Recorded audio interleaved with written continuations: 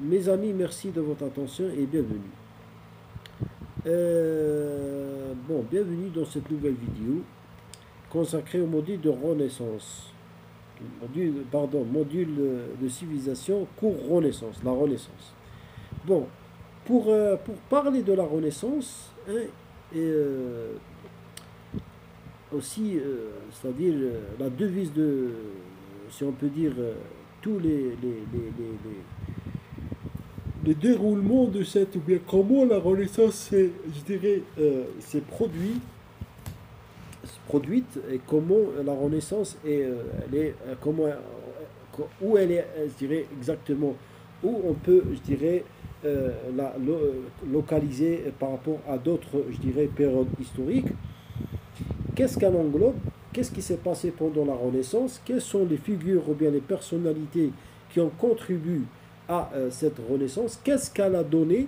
Est-ce que la Renaissance se considère comme un propulseur, quelque chose qui a poussé, je dirais, la pensée de l'homme est-ce qu'elle englobe je dirais, comment dirais-je, des bienfaits, des avantages ou bien des inconvénients. Voilà, tout. Qu'est-ce que ça veut dire, la Renaissance? Bon, pour parler de la Renaissance, je vous invite à lire ce que vous voyez devant vous en rouge. Hein. Comme d'habitude, bon, une petite présentation. Bon, on a dit dans les récents cours et précédents cours, on a parlé énormément je dirais, on a évoqué plusieurs, c'est-à-dire euh, événements par rapport à l'histoire de la France et par rapport aussi à l'histoire humaine. Et on a aussi parlé du Moyen Âge, de ses différents, je dirais, classes, etc. Maintenant, je vous invite à lire ce que vous voyez devant vous. Le Moyen Âge, c'est-à-dire débute entre le 5e siècle à, je dirais, 15e siècle. Le A, le centre et le bas. Voilà. Mais le haut est débuté vers le 5e siècle, au 17e siècle. D'accord? Et aussi, on comprend que la fin du Moyen Âge, c'est le déclenchement ou bien la découverte de l'Amérique par Christophe Colomb vers 1492. Bon, vous devez aussi bien connaître ce que ça veut dire le maniérisme. Le maniérisme vers 1520, on est au 16e siècle. C'est une période dans l'histoire européenne ou bien des Français qui porte le nom du maniérisme. C'est de là où l'homme, je dirais, moderne, si on peut dire, a commencé à donner de l'importance par rapport à sa posture, ses vêtements, comment s'habiller, comment je dirais, comporter avec les gens. Ces deux-là ont commencé à parler de ce qu'on appelle le don de ce qu'on appelle l'éloquence. L'éloquence, c'est-à-dire le talent du savoir à parler. Et aussi le talent de comporter avec les gens, c'est-à-dire l'étiquette, le protocole, etc. Tout ça, c'était pendant la période du maniérisme. Et puis il y a une autre période qui porte le nom de Renaissance entre 1300 et 1600, c'est-à-dire entre le 14e siècle et le 17e siècle, débute la fin du Moyen Âge, bien sûr. Et l'humanisme débute au 18e siècle à 19e siècle, bien sûr. Et puis elle venait une période, la périodicité du siècle de lumière en 19e siècle. Et on sait bien que le siècle de lumière qui a connu, je dirais, les précurseurs dans le domaine, on cite par exemple Voltaire, on cite par exemple Chateaubriand, on cite etc. La période moderne débute entre 492, découverte de l'Amérique, jusqu'en 1789, c'est la révolution de la Révolution française. Et puis le siècle lumière, je dirais, on recite le siècle de lumière parce que c'est très important, en 17, c'est-à-dire le 18e siècle et à la fin du 18e siècle, jusqu'à la Révolution française. D'accord? Ce sont je dirais, des périodes que vous devez, des événements et des périodes et des dates que vous devez les connaître à préalable pour se lancer vers, je dirais, la compréhension du cours de la Renaissance. Bon, on va lire la Renaissance. Par Renaissance, bien l'historien entend dire ce moment de l'histoire d'Occident qui coïncide avec un esprit de retour aux origines. Hein? Attendez une minute. Si on parle de Renaissance, hein, je vous donne des petites, je dirais, résumés pour comprendre qu'est-ce que ça veut dire la Renaissance. Bon, la Renaissance, d'une manière, je dirais, holistique, ou bien d'une manière brève, c'est un mouvement de l'histoire européenne associé à la remise à l'honneur de la littérature et la philosophie des arts de l'Antiquité gréco-romain entre 1300 et 1600. Qu'est-ce que ça veut dire? La Renaissance, tous je dirais, les penseurs qui ont appelé à ce mouvement, qui ont créé ce mouvement, ils avaient dans leur tête de donner de l'importance et la propriété à l'art, hein, et à la lecture, à la poésie, à l'antiquité, je dirais aux chefs-d'œuvre, tout qui est en relation avec les deux dynasties, soit dynastie grecque, soit la dynastie romaine. C'est ça, c'est-à-dire le but de la Renaissance, comment elle est venue, et c'est ça les idées des gens qui combattent ou bien qui veulent, qui ont créé ce mouvement. La Renaissance prend le retour au texte antique, etc., etc. Voilà maintenant la devise des humanistes. Avant de parler de la devise des humanistes, il faut comprendre qu'est-ce que ça veut dire le terme humanisme. Bon, le terme humanisme, créé à la fin du XVIIIe siècle, est popularisé au début du XIXe siècle. D'accord? A pendant longtemps désigné exclusivement un mouvement culturel, philosophique et artistique. Et lorsqu'on dit l'humanisme, qu'est-ce qu'on cite? Bien sûr, on cite Descartes, hein, avec je dirais, fameux ouvrage qui porte, je crois, le nom de discours si j'ai pas oublié, le discours de... J'ai oublié le nom. Vraiment, j'ai oublié le nom. C'est pas grave, je pense que je vais le trouver. Bon, continuons. Le retour au humanisme aime de façon plus claire le paysage de l'Europe à la fin du XVe siècle. Cette tendance se voit renforcée par l'arrivée des savants byzantins en Italie, devenant par la suite le plus grand foyer de l'humanisme en Occident. Bon, ici on ouvre une petite parenthèse et ajouter une information. Lorsqu'on dit humanisme, l'humanisme a débuté en Italie. Il n'a pas débuté en France. Et précisément, les humanistes étaient des artistes. C'était des artistes et des peintres. Et ça, c'est le général. Hein, ça, c'est la base. Et puis, il a pris l'ampleur dans toute l'Europe, notamment la France. Bon, et les humanistes mettent l'homme à ce qu'il produit en centre de leurs préoccupations pour Pic de Mirandole. C'est-à-dire, pour eux, l'homme qui compte dans l'univers. Hein, sa pensée, sa réflexion, ses travaux, etc.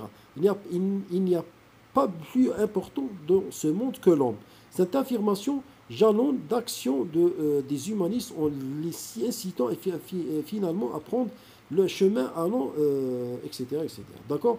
La naissance puis le développement de l'humanisme est lié à des événements d'histoire, des découvertes et des inventions ayant changé le cours des choses en Occident. D'accord? C'est-à-dire que ce qui a contribué aussi à cette remontée ou bien cette ascension, ce qu'on appelle l'humanisme, c'est aussi l'invention, la liberté et les travaux. On a dit tout à l'heure les artistes et ses idées, les peintres, les écrivains, etc.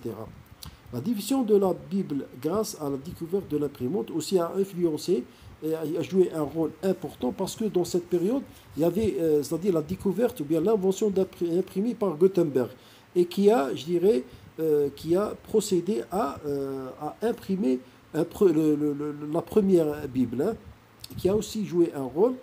Et la diffusion des connaissances rendue possible grâce à la découverte de l'imprimerie par Gutenberg, l'esprit des formes que gagnent tous les secteurs de la vie des hommes. On découvre la logique d'Aristote sous de nombreux jours, loin d'interprétations orientées par l'Église. La réforme religieuse vient confirmer cette tendance d'écartement de la religion de ce qui relève des sciences et techniques. Cela a été pourtant une conséquence logique à une impossible conciliation de la conciliation avec la scolastique à partir du deuxième.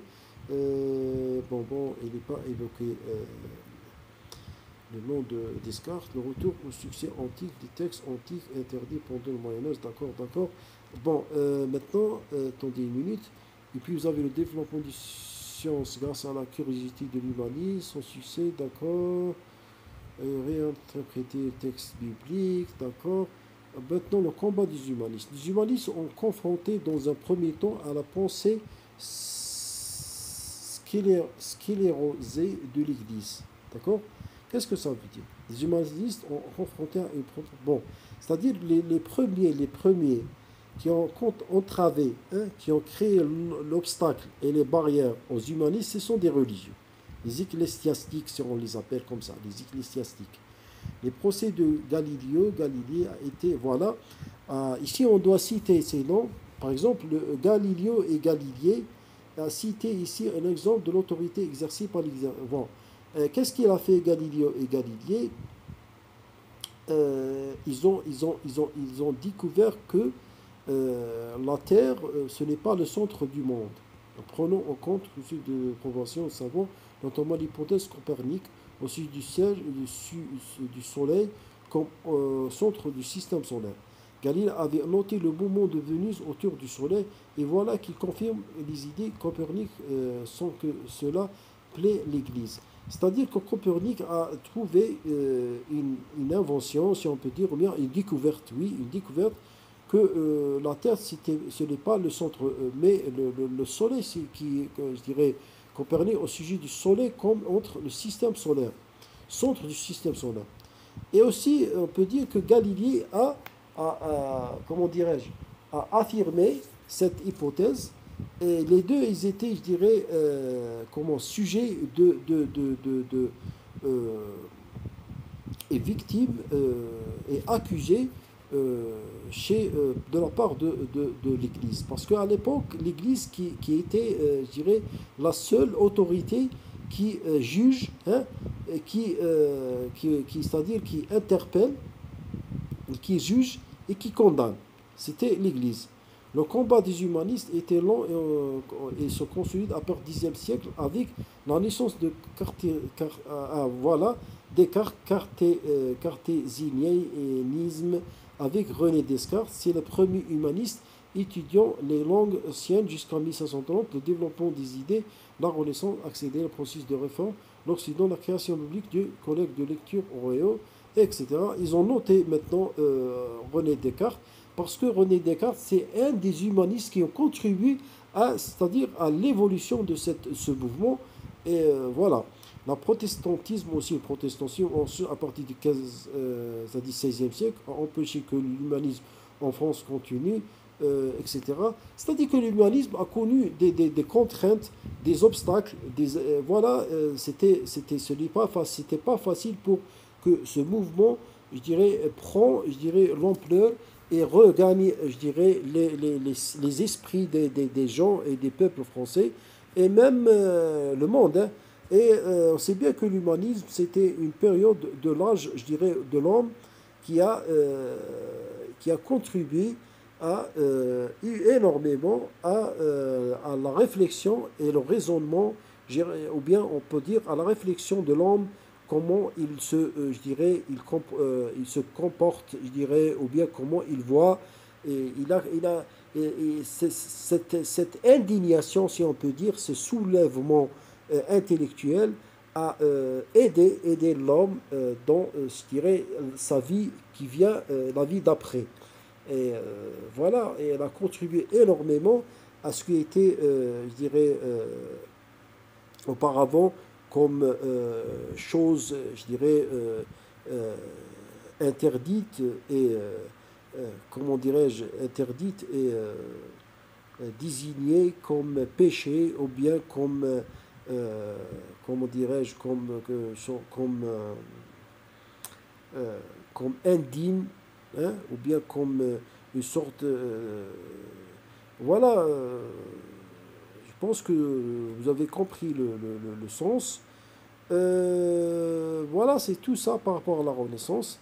C'est un cours très important. Moi, je vous invite à mémoriser, c'est-à-dire les différents, je dirais, ces événements, à partir du Moyen Âge jusqu'à le maniérisme, la Renaissance. Moi, je vous ai ajouté le maniérisme parce que ça, ce terme n'est pas exigé, n'est pas programmé, mais c'est par rapport à votre culture. Vous devez aussi enrichir votre culture, très important. Et merci et à la prochaine.